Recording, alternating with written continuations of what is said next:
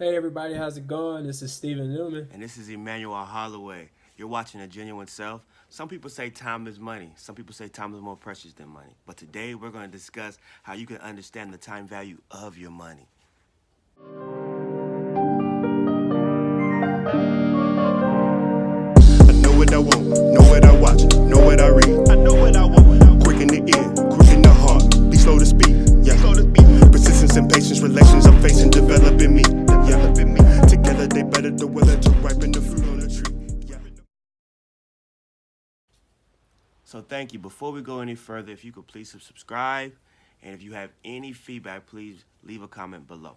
So Steve, Yeah. last week we discussed the importance of 80% of people living paycheck to paycheck, and the way to combat that is to have a plan. So how does understanding the time value of your money play a part in that? That's an excellent question.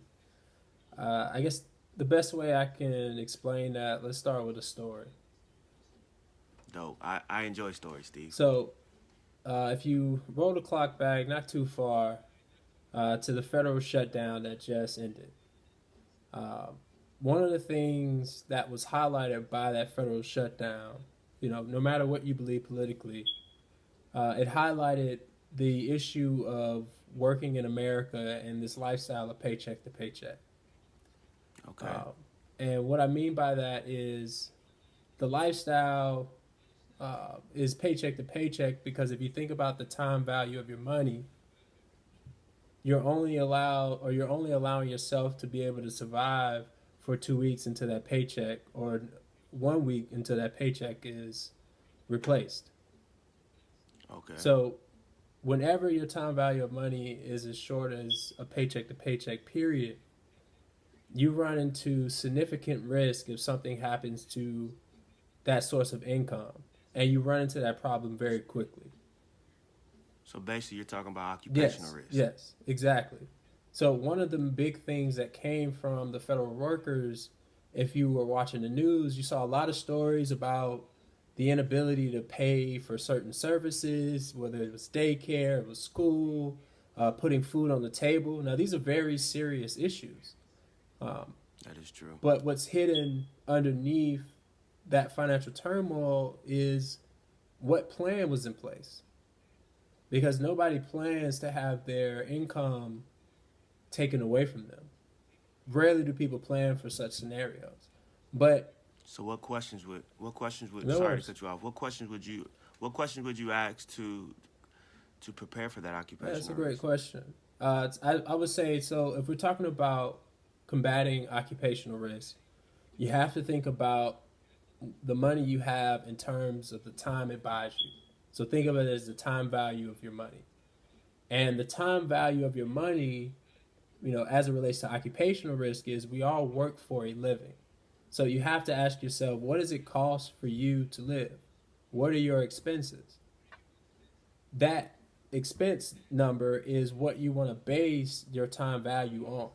So if you have, let's say, your monthly expenses are $5,000 a month, and you have $10,000 put away for such emergencies, you've allowed yourself to have 2 months of time before you have to find another source of income to replace the income you lost. So when we talk about occupational risk, especially in today's world, we all will most likely transition from one job to another at least three plus more times in our lifetime or in our working lifetimes. And some This of is these true. transitions we'll plan for, we're expecting them, but other transitions are not planned. And the idea of the paycheck to paycheck lifestyle that I want to drill home is not as safe as it's not as safe or it's not that safety net that we portray it to be.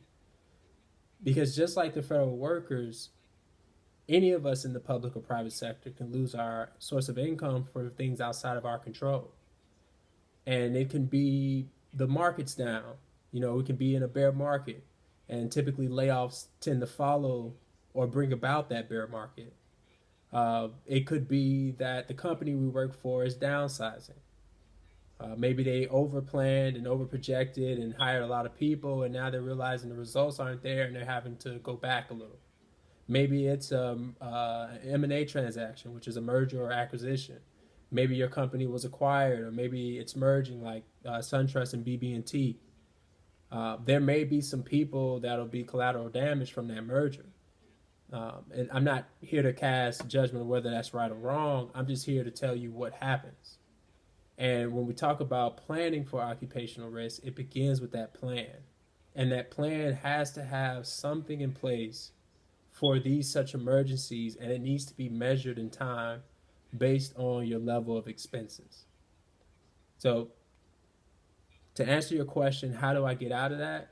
First, take stock of what you have in place.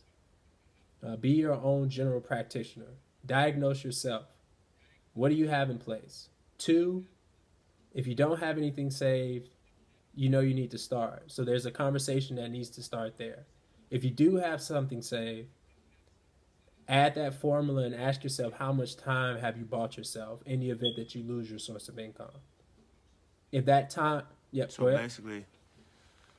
basically, it is, you have a conversation around the expenses that you have moving forward and how long you're able to survive if your income isn't coming in. Exactly.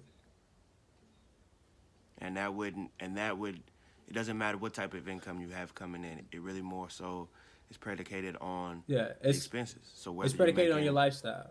So even if you're making several $100,000, if you have a several $100,000 lifestyle and nothing saved, if you use that income, those expenses are still there. And how much money you have saved is how long you can survive on that current lifestyle. So don't think of it as, oh, if I make this amount of money, I'll be fine. That's relative to how much it costs you to live. So there are people with modest means who make a modest living. That equation still applies. There are people who make an extraordinary amount of income, but they also live extraordinary lives. They still have to abide by that time value of money. And in the event they lose out on a deal, they lose out on their income, whatever that high profile sort of income source may be, they're still having to have the same issues of, can I continue to live the same lifestyle? And if so, for how long? And that how long, which is what matters to us all, is going to be based on what you put aside relative to how much your expenses are from month to month. Well, I appreciate your insight, Steve. You've done a great job explaining that to me, and I hope our viewers, our clients, and everybody can understand. If you have any questions, please reach out to us. We love to have conversations around that. So if anything that we touched on that you guys want to dive deeper into, anything we didn't touch on that you guys want to bring up, please comment below. We love getting feedback. We love hearing from you guys because that's what we're doing it for. And anything that comes across your mind from your day-to-day that you want to talk about, or something that's been on your mind or keeping you up, share a comment with us, reach out to us, and let's have a conversation around it. Yes, definitely. Thank you, guys. All right, guys.